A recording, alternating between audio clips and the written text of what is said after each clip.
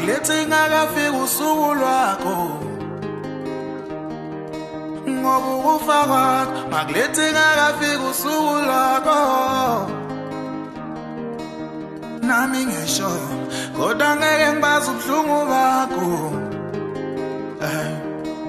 nami ngisho ngiyazi ngeke ngibazi ubuhlungu bakho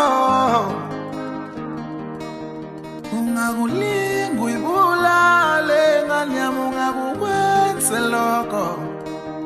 ungakulinga uyibulale ngane yami ungakukwenze lokho yazi nensizwa ngasekhaya encane impela sayipopudlwa ihle sine-stress impela sokuthi yafelowa yona emhlabeni ibone ngathi impela ayithanda impilo yayo yona iphila ngokwesaba umthokozisi yena wayiphila nogogo bephila kamnandi khona ngekho nento erungu